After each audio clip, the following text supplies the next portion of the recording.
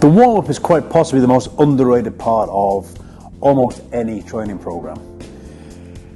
When we warm up, we're not just looking to break a sweat. We're not just exercising for the sake of exercising.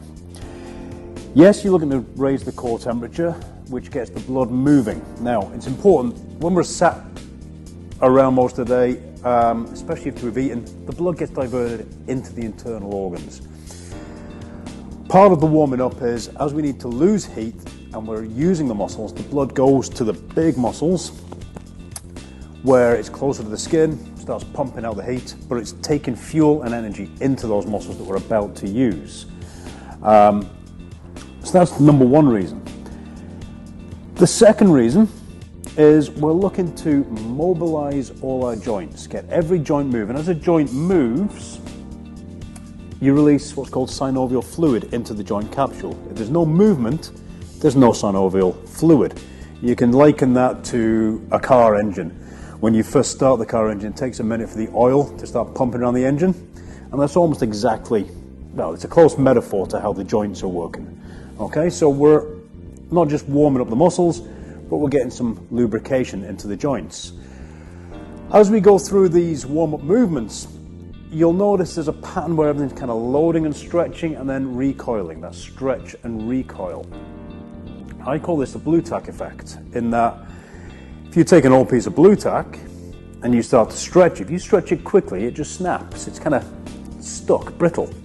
But as you massage it out and get it warm, it becomes very, very mobile and springy, and you can stretch it out all the way. Alrighty?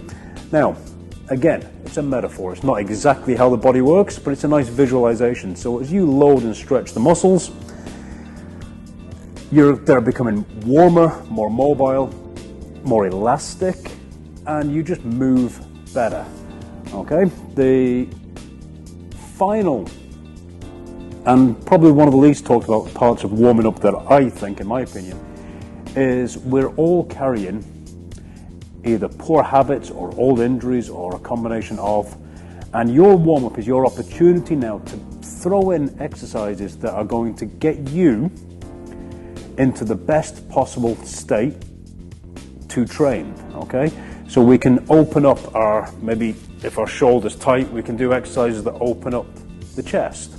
Okay, if our hip flexors are tight, we can do exercises that open up the hip flexors, and so on and so forth. So when we finish the warm-up, you should have a light sweat, the heart rate's elevated, you're breathing a little bit, the muscles feel elastic and ready to go, your posture should be nice and lined up and as plumb line as you can be, and not only that, you are now mentally focused and ready to train, okay?